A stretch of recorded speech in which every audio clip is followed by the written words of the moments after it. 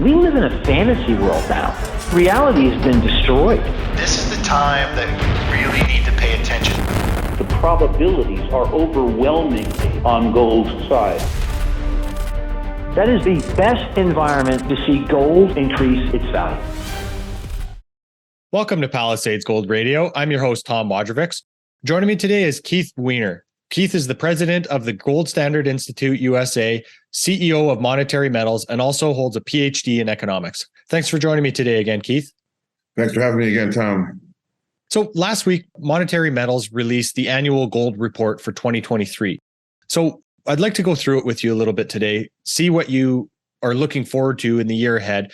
But maybe we should start by kind of looking back to the calls from the report from 2022, from last year. So firstly, there were seemingly two opposing forces that were at play last year to end the year basically flat for the price of gold. So what were those two opposing forces in the market last year that ended up kind of giving us volatility in the metals, yet ending at the same place? So if I recall, what I was talking about last year was the impossibility of predicting, because it's a political prediction. Mm-hmm.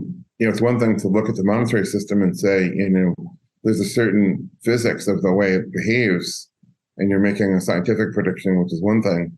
But when you're trying to figure out what politicians are going to do, and let's pull no punches, the people that run every central planning agency are politicians. What the politicians are going to do is dependent on the politics of that instant. And sometimes politics makes very interesting bedfellows. If you look at the tax cuts that they did in 2017, suddenly it became a conservative position to say, let's not preserve deductibility of state and local taxes.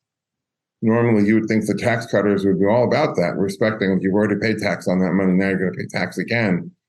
But it was the red team trying to score a point against the blue team. Mm-hmm. And so, the question a year ago was, and sometimes this happens this way. Unfortunately, we wrote that report before the Fed ultimately started hiking rates, and also before Ukraine. Mm-hmm. So Ukraine was complete wild card. Last year's report. Last year's report, that's right. Was written basically in the last few weeks of January without the benefit of any foreknowledge of those things. So, at that time, it was like, well, the Fed sounded like they were serious about hiking rates, but there's certainly been many times in previous years where they sounded like they were serious and then always found some excuse to push it off or whatever. Like, are they really going to hike rates or not? And if they are, we're going to go down one path, which I said isn't necessarily bullish for gold and maybe downright bearish for silver. And on the other hand, maybe they just say, well, yeah, we're going to shake your hand, but no, we're just going to, do like we've done many times in the past, in which case I think that would be pretty bullish because then the so-called inflation trade is back on. And so they ended up hiking rates and they're pretty serious about it. And the prices of the metals went down and then, gold came back to par. Silver, the price actually advanced on the year, which is a little bit surprising because silver is, when people say, well, silver is an industrial metal as well as a monetary metal, which is true. But even as a monetary metal, there's a difference between the two metals.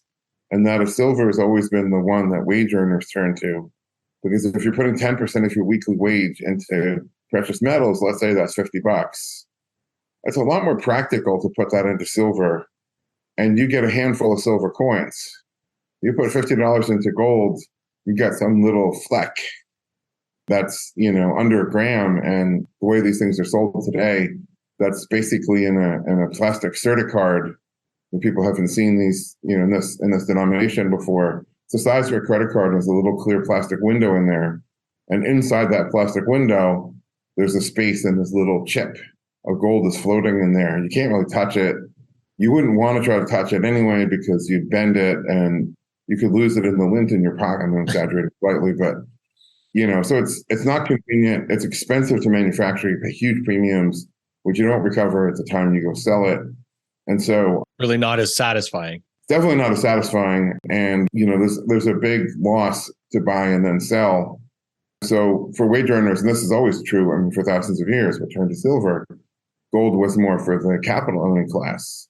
So gold trades off against other capital assets. Silver is more dependent on the plight of the wage earners. And as we know, 2022 was a great year for wage earners, despite, the rate hikes, at least so far. I think the rate hikes are now starting to hit labor in a way that they weren't in most of the year in 2022. And so, but anyways, it's impossible to predict that. Now, here we are, a year on, the Fed obviously did hike rates. I think I'm one of the few economists who said, look, the Fed cannot reverse the tide. They're King Canute, sitting there saying, make the tide go away. And it doesn't really work. So they can force via central planning the overnight interest rate, but not longer term interest rates. And even the overnight, they can cause all sorts of damage in what they do. So I think it's only a matter of not if, but when they reverse. So now that becomes the game, is trying to predict that. And then economically, okay, well, why am I so confident they're going to reverse? And the answer is, in order for rates to be on a durable rising trend, there has to be more demand at higher rates than there was at lower rates. In other words, somebody has to keep chasing the rate up. The higher the rate goes, they want to borrow more. There's a race between rates rising and somebody borrowing more. And that's just not, that was the world of 1947 to 1981. And there were reasons why they were chasing rates up and borrowing more. But that's not the world we're in today. And so what happens is, rates go up and then the demand for borrowing and also the means for servicing it anyways, basically gone. And so, look at, I don't know if this is the case in Canada, in the US, the car companies are still offering 0% for 72 months. I saw a Carvana ad, it's a Carvana or CarMax, one of the used car chains, offering 0%. I don't think it was 72 months. I think it was 60 months on a used car, which should have a higher interest rate. And so the car companies know that the demand for car credit it basically falls off a cliff if you have to charge anyone near, well, forget a market rate. You charge 1 or 2%. And the market rate, if you didn't have that subsidy, would be probably 8 or 9% at this point. There'd be no demand for cars. And the same thing is true for business credit. So what the Fed is going to have to deal with is obviously demand for credit goes away, as I've been saying. And with that comes a need to liquidate capital assets to repay credit. If you're a business and you borrowed a lot and you're leveraged, and now the interest rate goes up, you have to deleverage. So that forces asset prices down further. It becomes a spiral of closing plants, closing stores, closing restaurants, closing hotels, in order to somehow sell it and realize something to try to repay the debt and be solvent.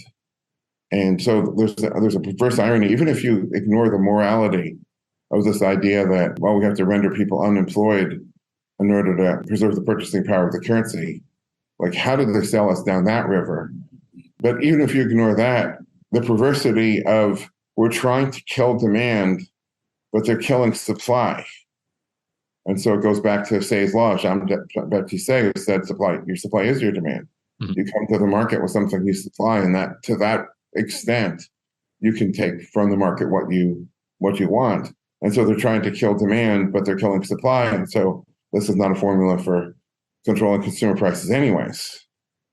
So that's the mess that we're in at the moment. And the only real question is, suppose when the Fed does these things, it's like it sets the city on fire, and the Fed is like in this 100-story ivory tower. When do the flames reach up to the level of the Fed's window where, there's a point at which they look down and say, oh, yeah, I do say it appears to be some fire down there. How terrible. What a shame, old chap. And then as the flames are rising, at some point it's, oh dear, the flames are coming in our window. We better do something. And what is that point? And that's a very political calculus, not a economic, law. Mm-hmm. Keith, do you think this lowering interest rate trend that has existed for the last 40 years is really the cause of how, the economy works at this point versus the example you gave us in the 40s of rising rates being, in effect, good for businesses that were constantly chasing higher rates? Well, I guess I want to clarify, Mark. No, I don't think the rising trend was good either. Mm-hmm. And if you rewind back to the 1970s, there was this persistent sense of malaise. President Carter at the time famously put on a sweater and tried to do this fireside chat thing. And he basically said, get used to tightening your belt, get used to it being cold in your house in the winter, and just, be happy with less. Mm-hmm. It was definitely not a good time. You had obviously very high unemployment, inflation is skyrocketing. I mean, it just sucked. So I kind of think of a rising interest rate trend. It's like somebody brings a giant wrecking ball and the wrecking ball swings to the north side of the street and it's sort of oscillating around, knocking down walls and buildings and killing people and stuff. And then when the trend reverses and you have a falling interest rate trend, the wrecking ball swings to the south side of the street and now it's messing up the buildings over there. It doesn't repair anything on the north side. Mm-hmm. So that rising interest rate trend was a period of gutting, of hollowing out American industry, as all the capital intensive heavy industry was basically obliterated. Not all, but most of it. There were some survivors of it. The car companies, although with some subsidies, I believe, Caterpillar, there were a few, but largely got all gutted. And then the falling interest rate trend, destroys by a different mechanism.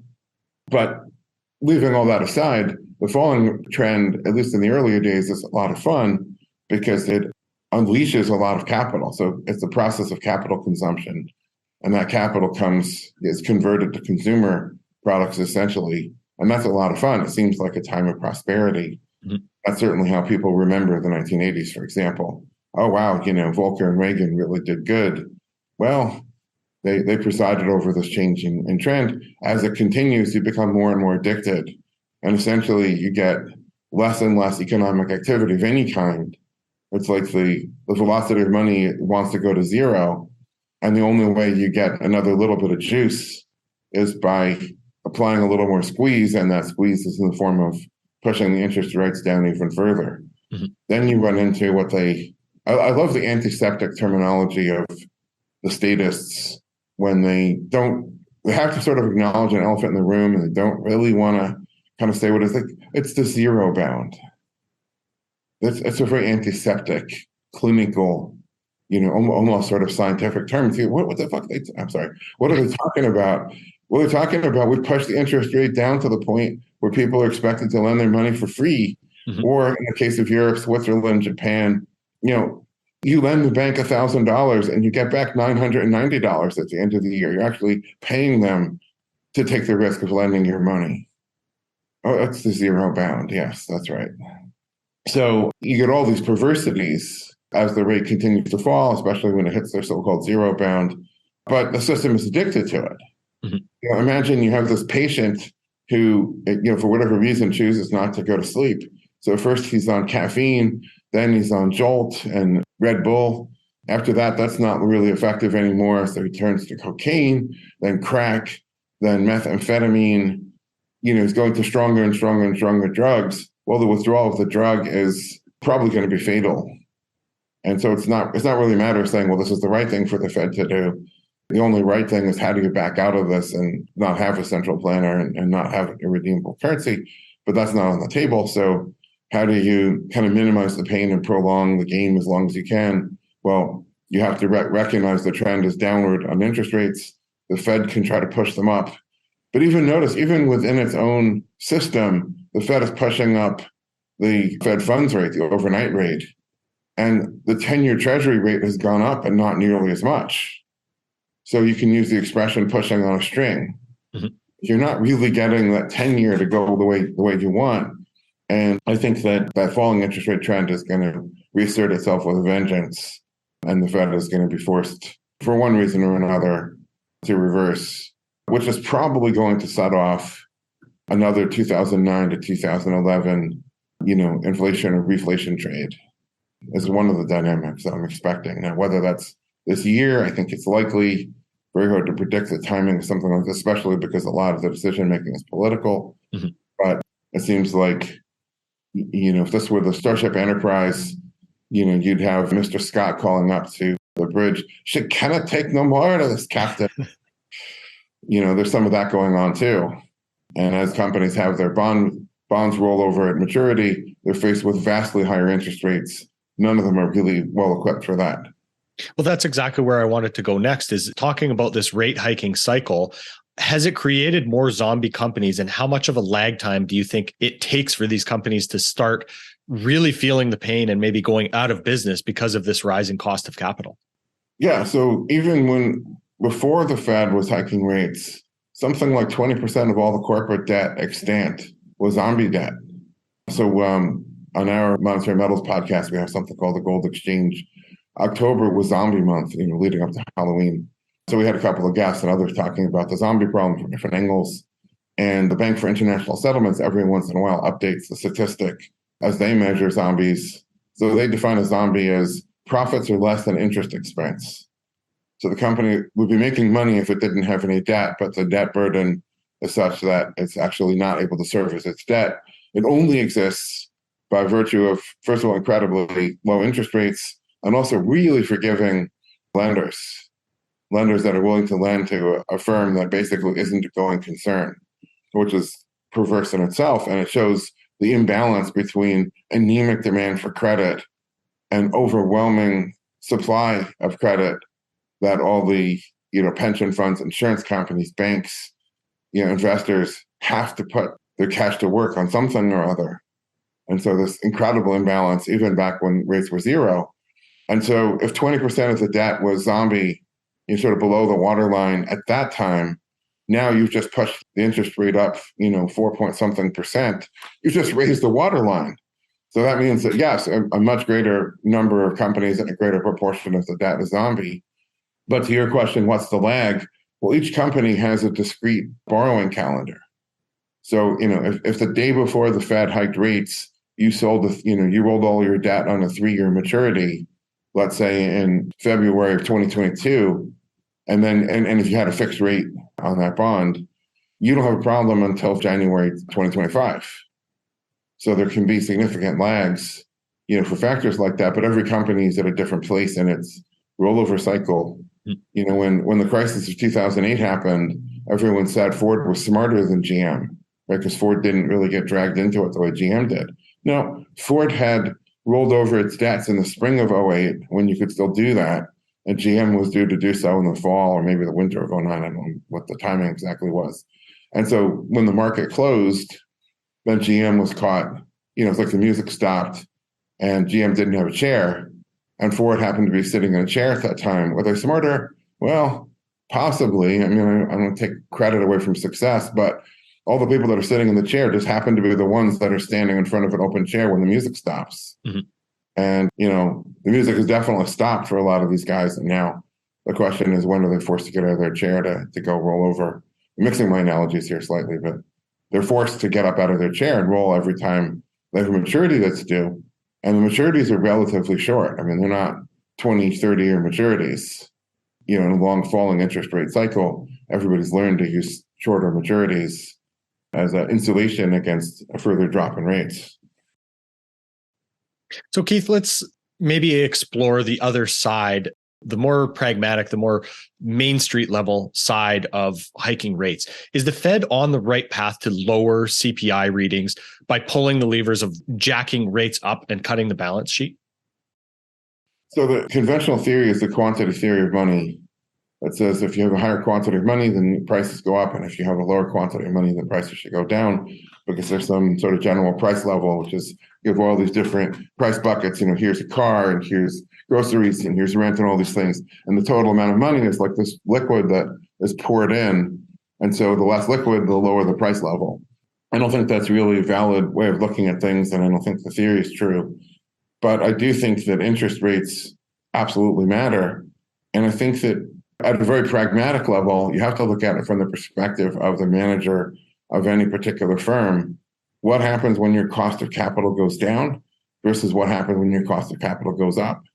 Suppose you're the regional manager for some hamburger chain and you have 175 units in the Southwest United States region, and you always have a spreadsheet that you're sitting there looking at the next marginal store that you might open. And you know the demographic data because you have that, what the competitive landscape looks like and everything else. And your spreadsheet the bottom line is red. And so you don't open that store. If they lower the cost of capital is a significant factor in that spreadsheet. So if the interest rate ticks down from 4% to 3%, you plug in the 3% and suddenly that red turns to black and you have a profitable unit. It gets over your hurdle rate. And so you open that store. The same thing is happening at the companies that make the grill equipment that they sell to restaurants. The same thing is happening to the company that makes those awful ceramic tiles they put on the floors of those places that look like fake wood planks, but they're actually ceramic. The company that makes the plate glass windows for the storefront. Well, every company, if they're considering expanding production, that downtick in interest rates and their spreadsheets all turn, green, that it's profitable. Conversely, if the rate of interest goes up, you have the same thing happening in reverse. Suddenly, your marginal store, which is already operating, no longer makes any sense. And so I remember reading shortly before writing the Outlook report that Macy's had announced it closed X number of stores. And the same thing is going to be true for all the other guys. So, you have a cost of capital of X. The store is returning a certain return on capital of Y. If Y is less than X and you can close the store and repay some debt and get out of that, you do so. And so the rising interest rate is forcing deleveraging, but it's forcing deleveraging of producers. So you're trying to kill demand to get prices down, but you're killing supply. And yes, every Macy's store lays off, X number of workers. Those workers are buying less clothing. It's true, but the supply of clothing has been reduced by a greater amount than demand has been. And so, if you look back to the 1970s, that's exactly what it was. It was continual reductions in production, rise. So you had smaller quantity supplied, smaller quantity demand at higher prices. And if the Fed doesn't think it's trying to go back there, the Fed thinks that the cure to the 1970s was rising rates, which is kind of perverse because the entire 1970s was a period of rising rates. The 1960s and 1950s, all 3 decades of rising rates and rising consumer prices. So they've got it backwards. So Monetary Metals, we published a cartoon last year sometime that showed the economy on fire, and the fire is labeled inflation. And then you have Jay Powell with a gasoline truck spraying gasoline on the fire, and there's a reporter saying, "Do you think it'll be enough to put out the fire?" And it's like you've got the cause and effect backwards. Mm-hmm. That's not going to put the fire out. Obviously, that's going to, make it worse. And so I think here's how I have to put it. I don't want anybody to think I'm an advocate of lower rates per se, because I think they're enormously destructive. So there's a lot of destructiveness to lowering rates or raising them, by the way.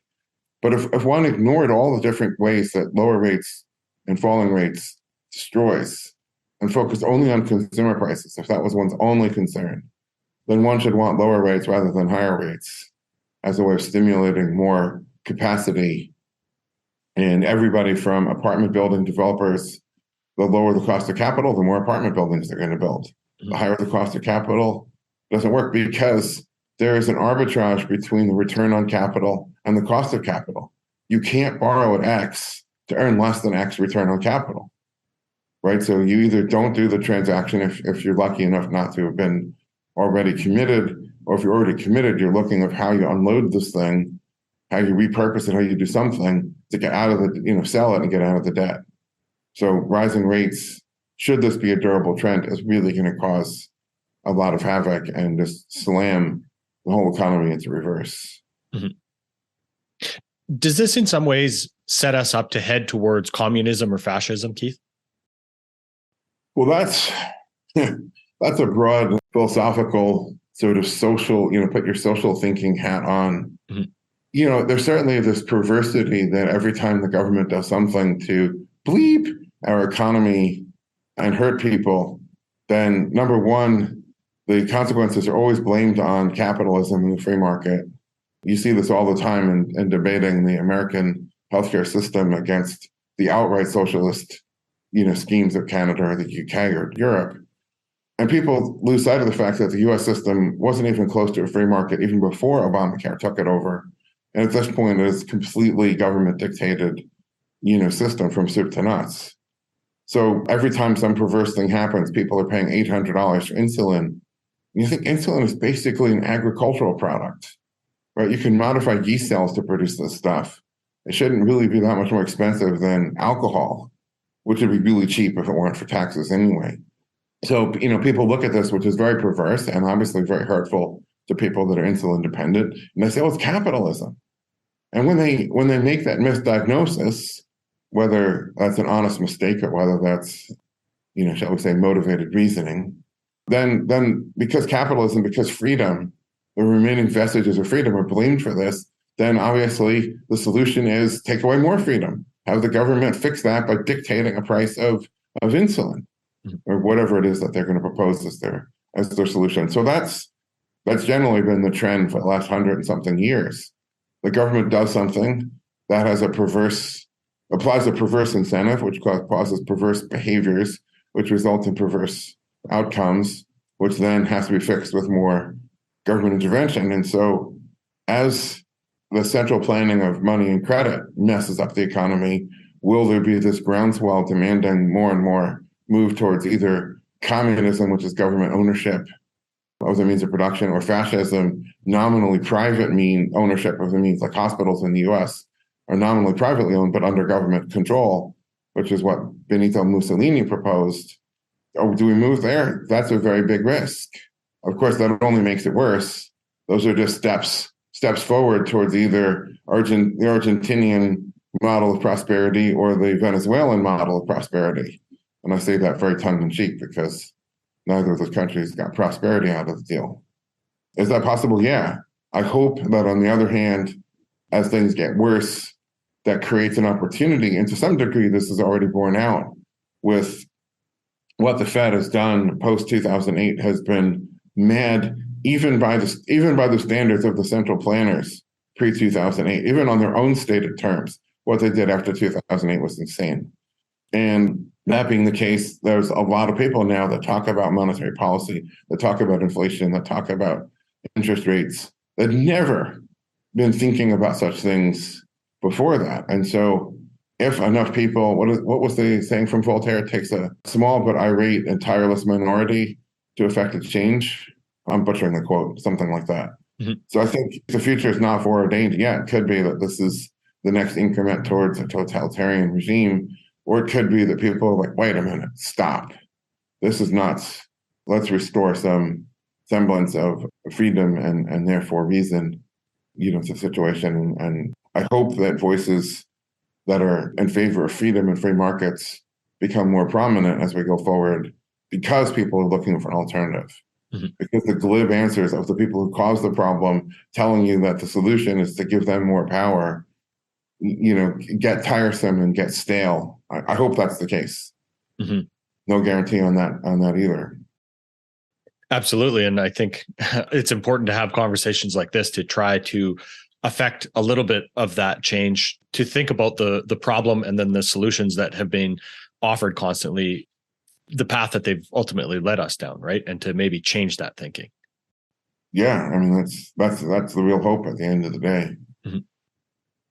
So, Keith, I'd like to go back a little bit to talking a little bit about maybe the second half of the Fed's equation here.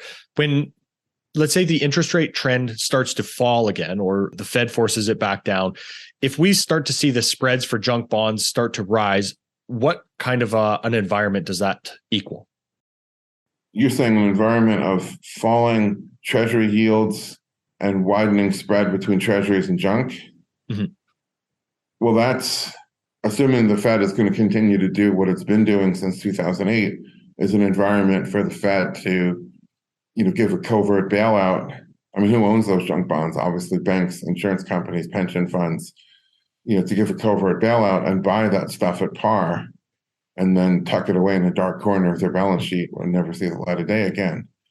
So that's back to the stimulus, balance sheet expansion, infinite free money of, the 2009 to whatever period. That would be, unless they suddenly get discipline, say we're going to let the junks all fail.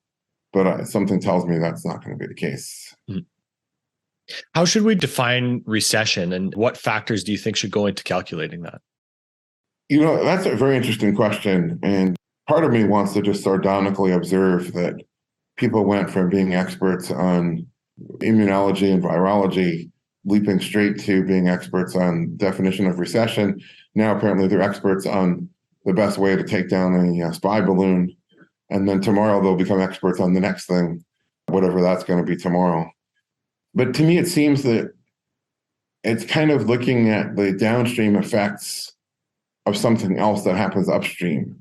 So people say, okay, well, if GDP turns down, I've written tons of material criticizing that GDP is just a completely Keynesian, consumptionist, propaganda tool, and that shouldn't be used to measure the economy anyway. Because if you're, to use an analogy that hopefully people can relate to, suppose you're a farmer on the frontier.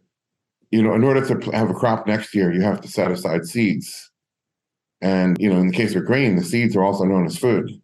So there's stuff you can't eat, even though it's food, because you have to have it next year to plant. And if you don't save it for next year, then you really screw the following winter.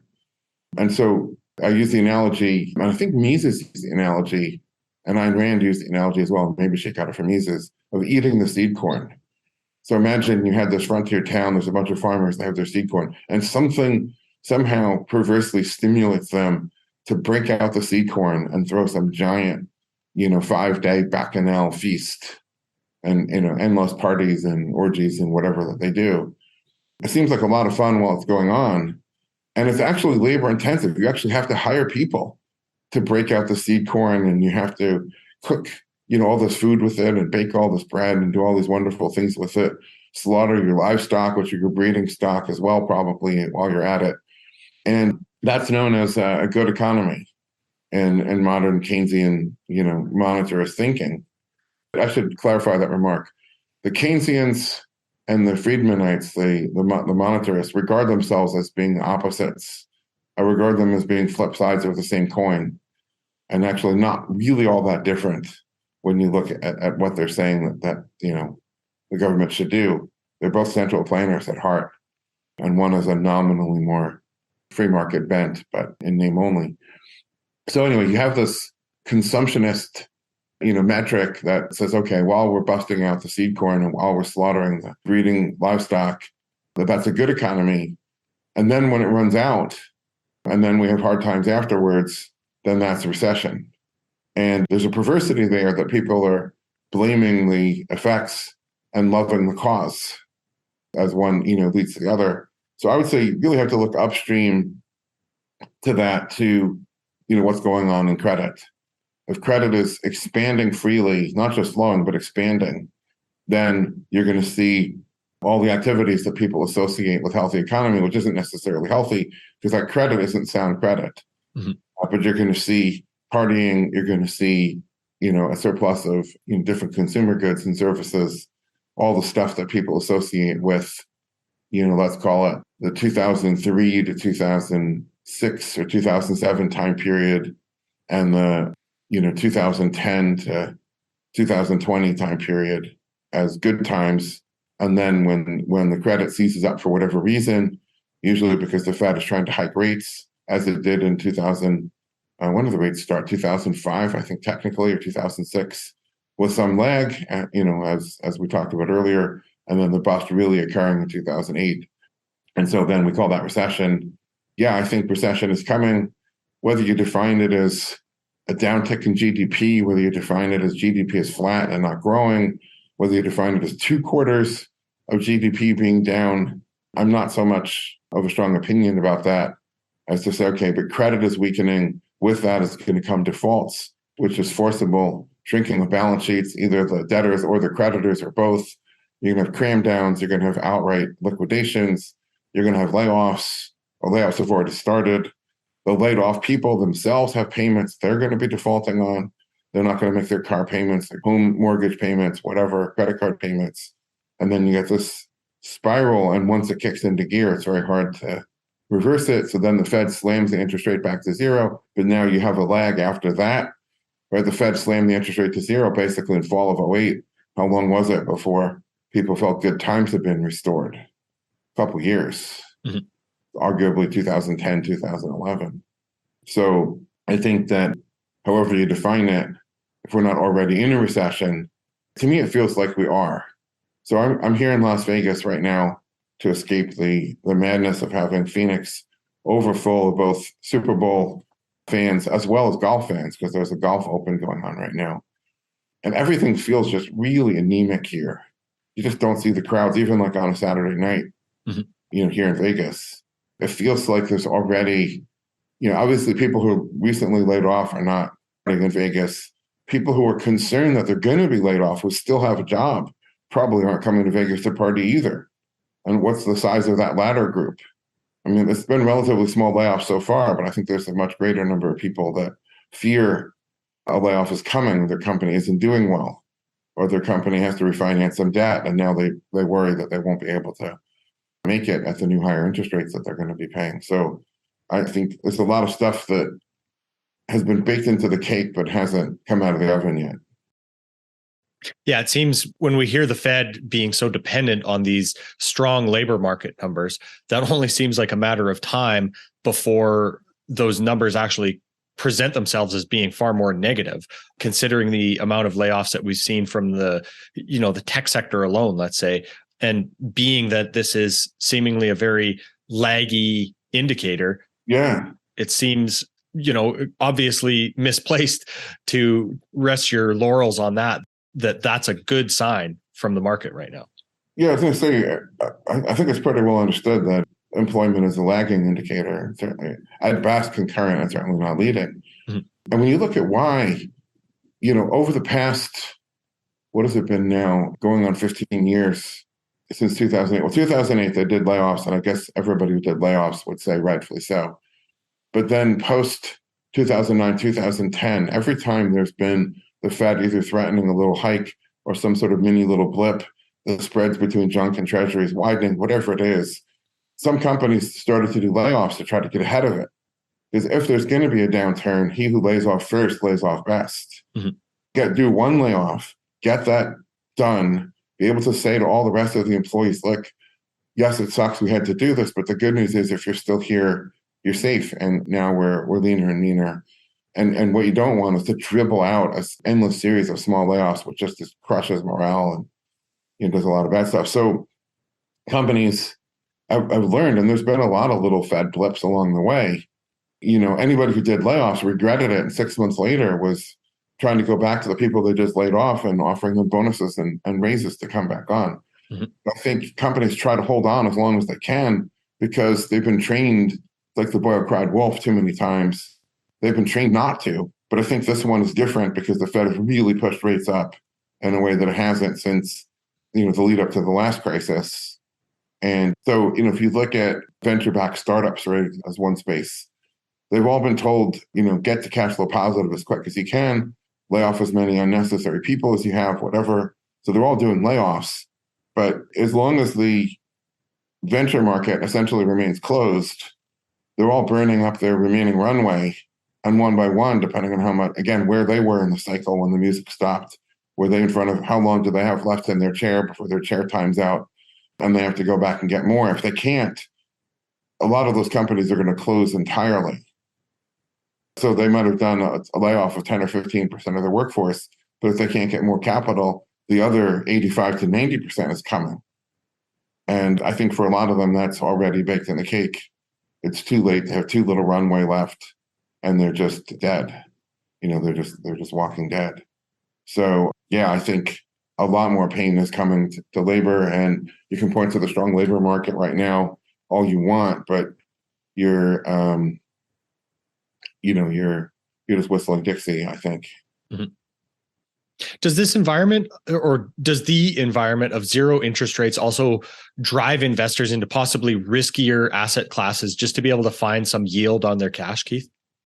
Yeah, and that's one of the perversities of it is deprived of it. Everybody, there's a universal human need to get a yield, which is really the founding principle of monetary metals.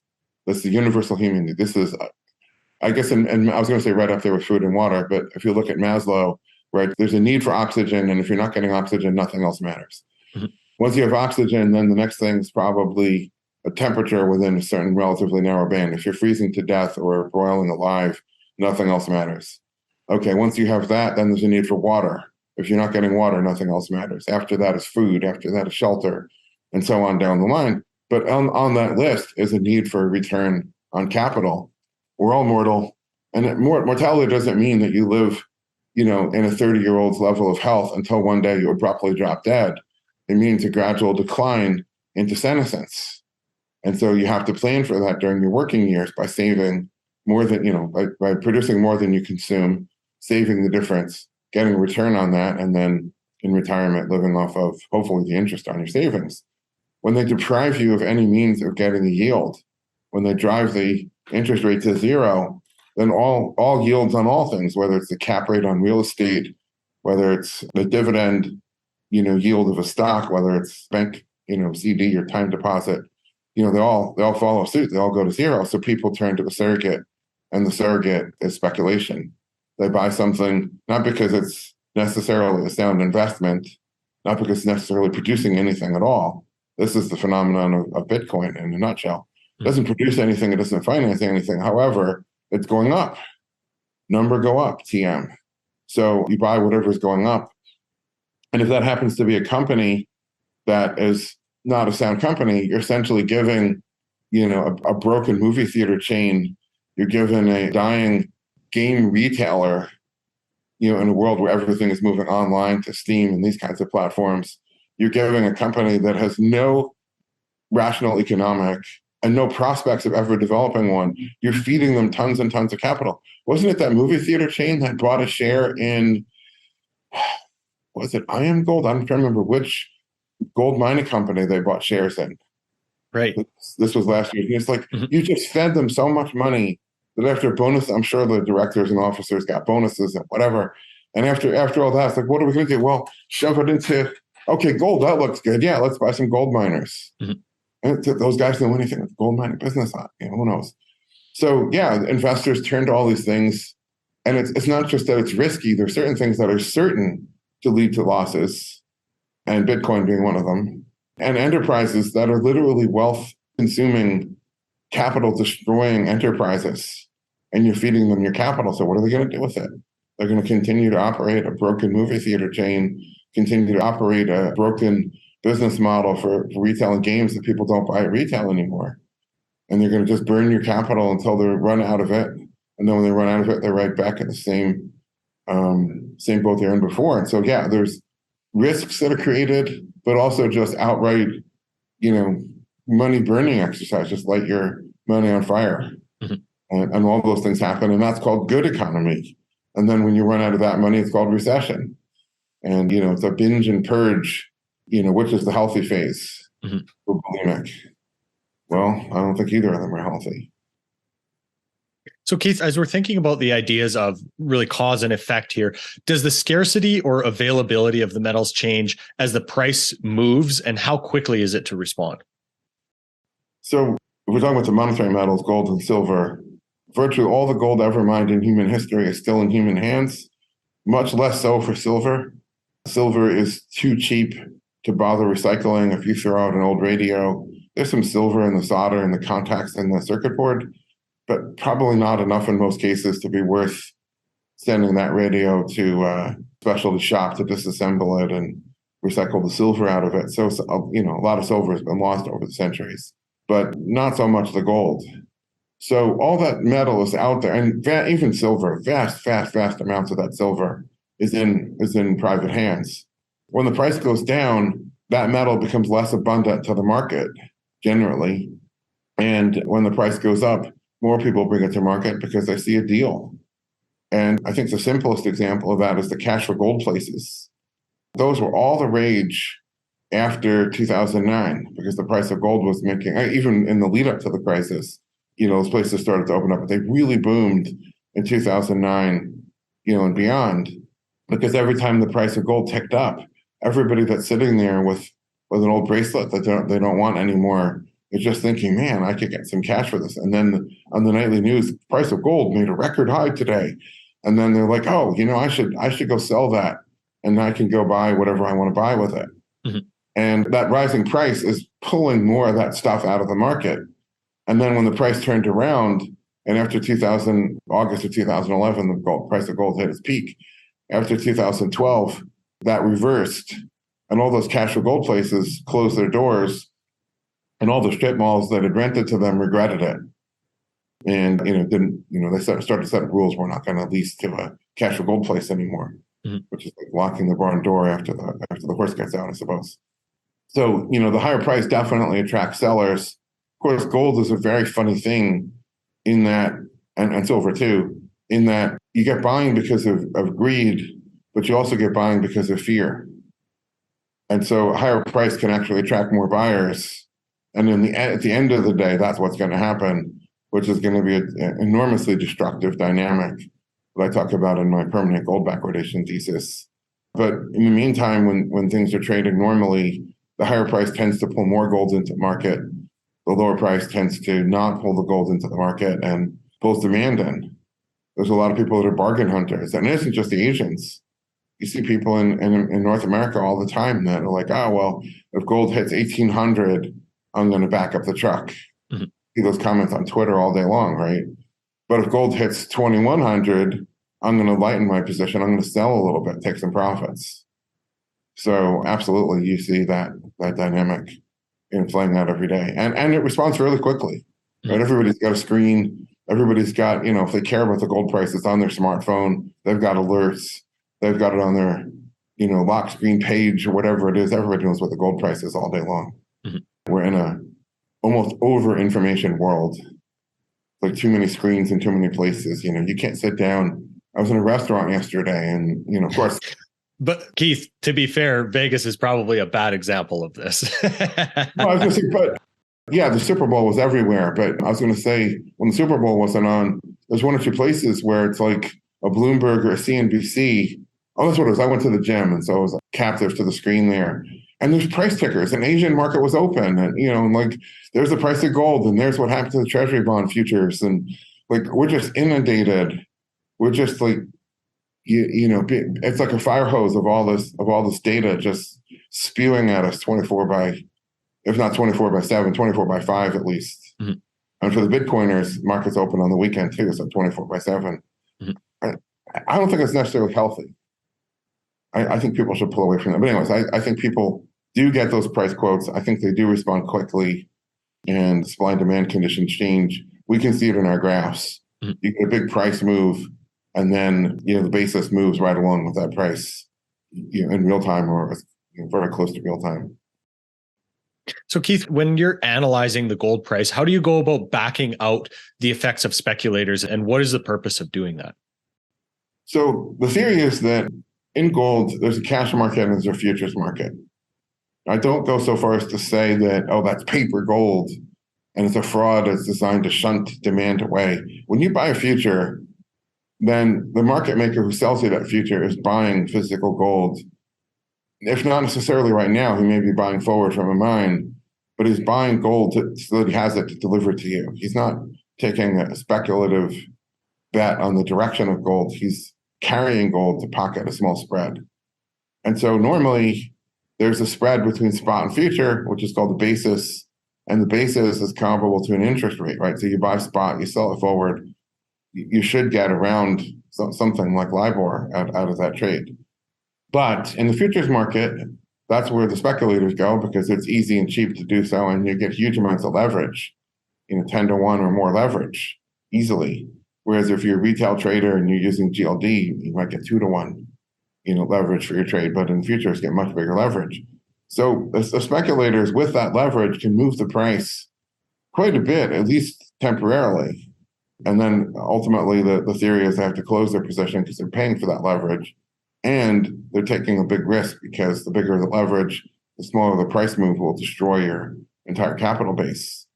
And so if you're 10 to 1 leverage, only a 10% price move against you, and you're wiped out. So they tend to set very tight stops and other things that they do. So if the speculators are bullish and they put on a lot of long positions, then they're going to push the price of gold or silver up.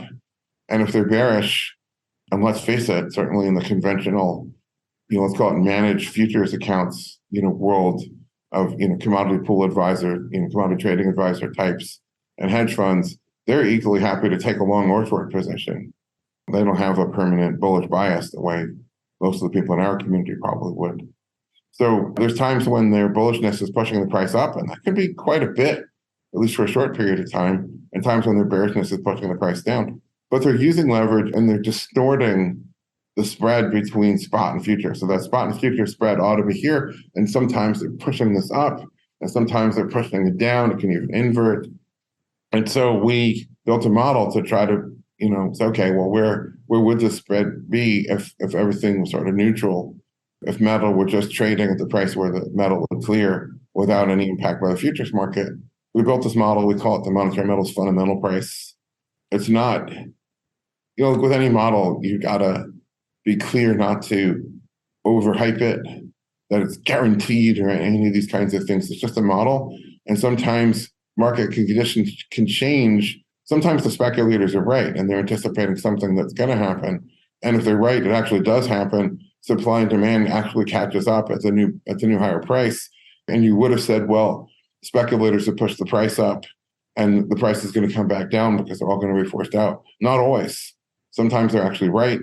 Usually, however, the speculators front run themselves. They get themselves into a tizzy, and then, a week later or whatever, things are back. So that's what our model does. And it definitely should inform everybody who's thinking of putting on a trade anyways. Mm-hmm. Publish it for free. It's there on the website. It's a tool like anything else. And, we put a lot of work into designing it and making sure that the data hygiene was good and the data was clean, mm-hmm. which is the main thing on build. If the data is noisy, your model can be great, but it's worthless. Right. Keith, in the report, you write that the price of energy could explode 10 or 100 times higher, which would drive up everything from food to utility bills to transportation. It would not, however, affect the price of gold and silver. So I want to ask you about that. Isn't the biggest cost of mining gold and silver the energy that it takes to get the metals from ore to refined form?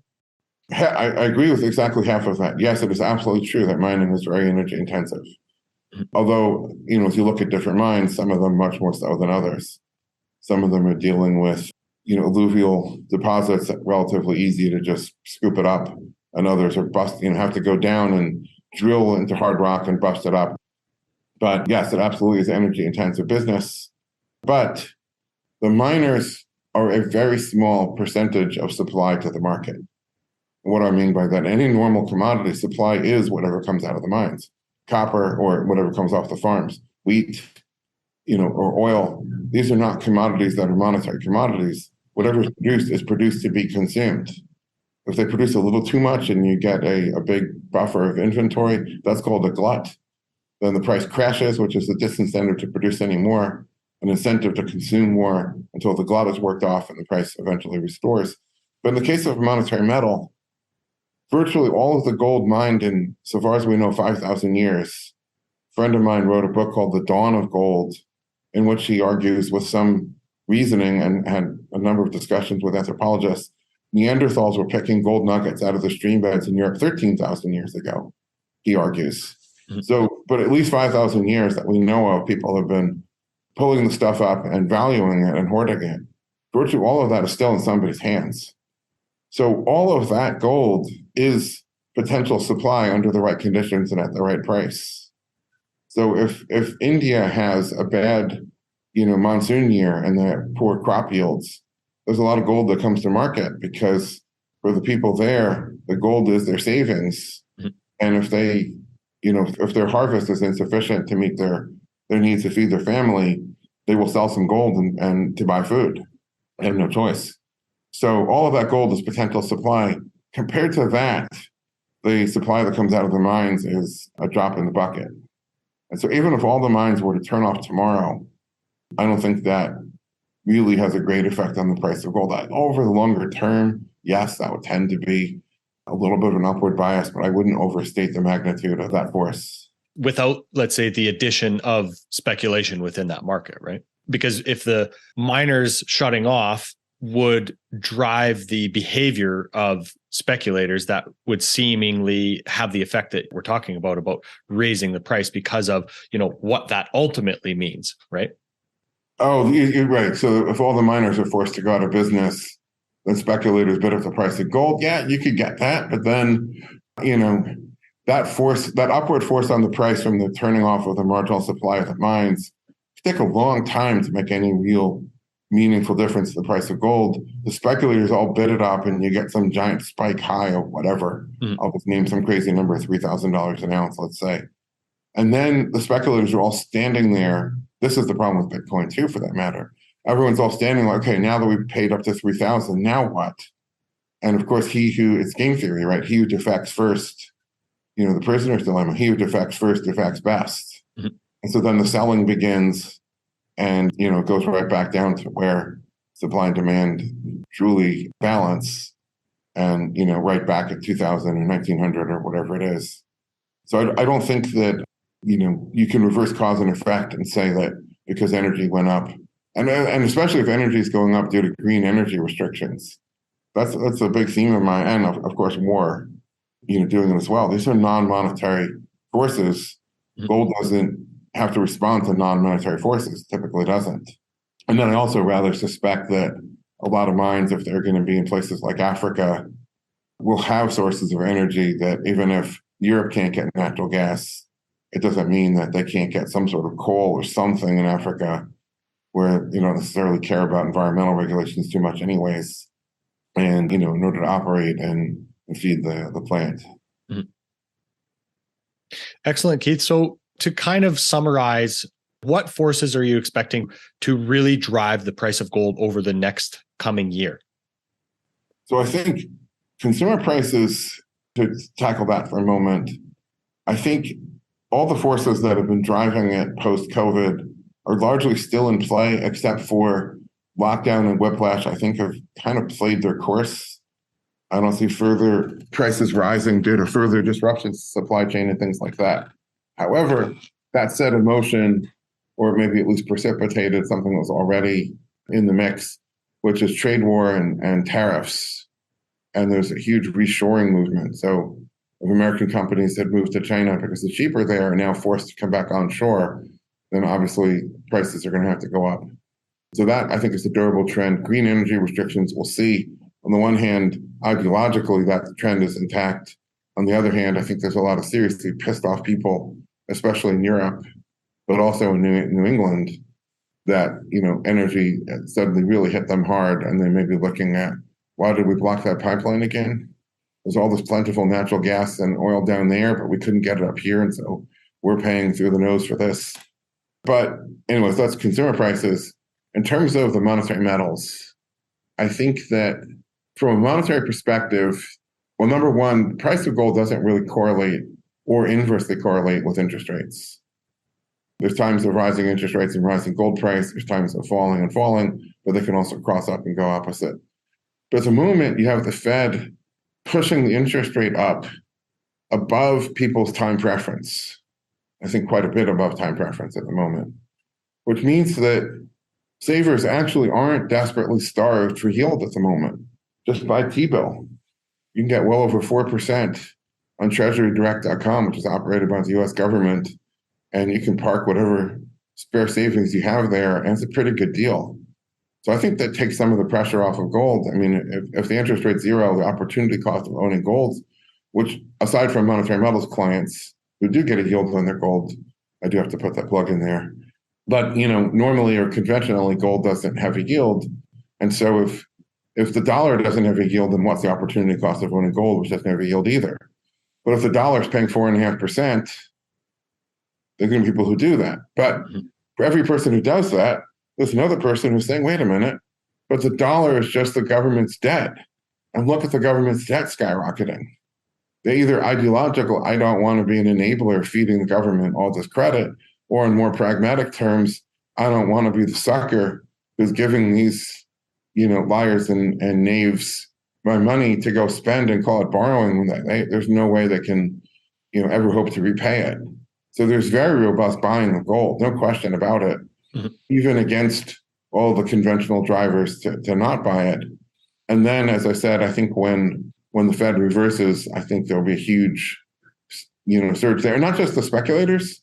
The other thing that needs to be emphasized is that every time one of these little crises erupts, especially a crisis that the conventional thinking couldn't foresee because it doesn't understand the system that it purports to plan.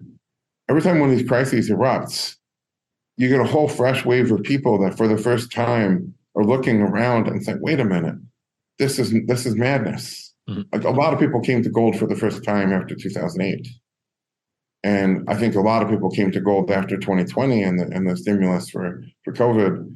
Well, in this next thing, now the Fed thinks they're curing inflation. Most people believe that theory. When the Fed reverses, there's going to be a lot of people saying, weren't you supposed to be fixing inflation? And now you're abandoning that because you're fixing your crony bank friends. And so a lot of people will then turn to gold as first-time buyers.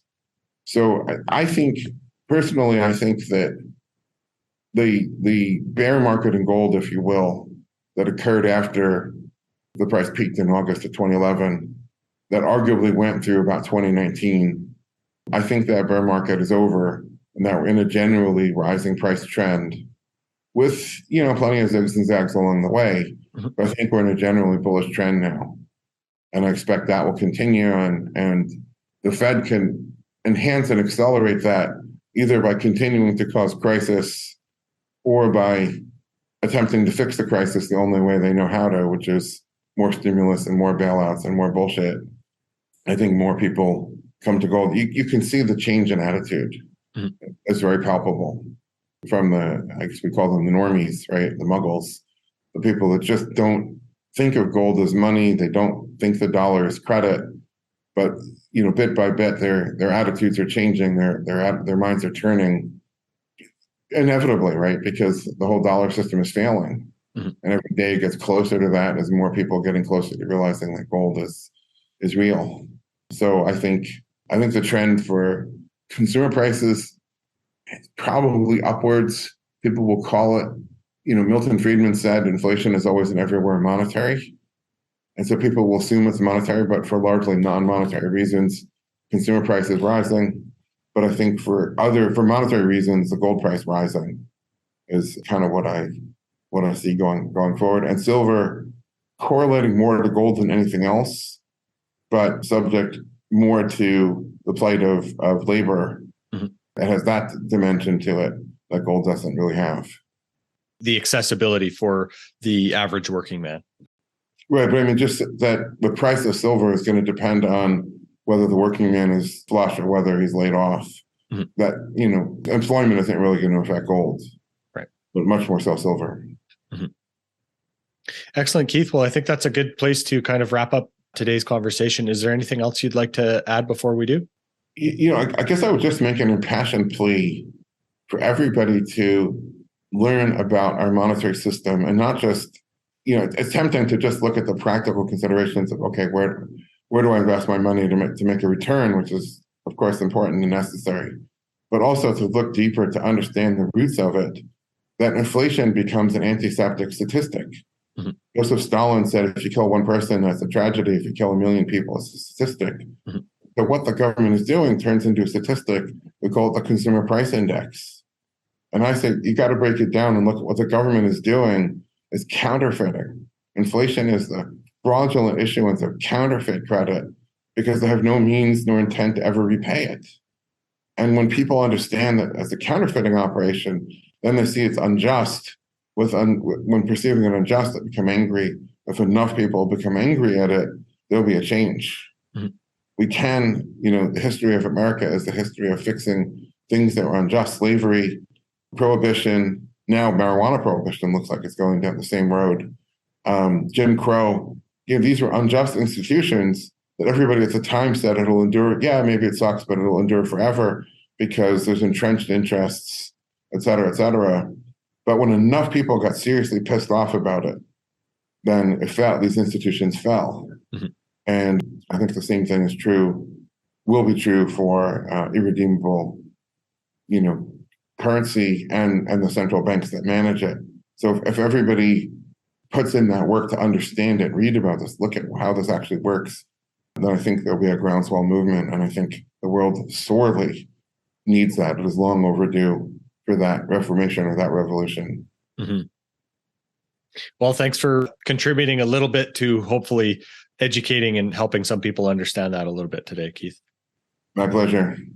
Of course, your Twitter is at Real Keith Weiner. And of course, the monetary metals outlook for the year for the metals, we'll put a link to that in the show notes. And it's also available at monetary-metals.com, right? Absolutely. Wonderful, Keith. Thanks so much for your time today. Thanks for having me. This podcast is for general informational purposes only. Nothing on this podcast should be taken as investment advice. Guests on this show are not compensated for their appearance. Listeners are urged to educate themselves and make their own decisions. Do not base any investment decisions on the information contained. To view our full disclaimer, please visit our website.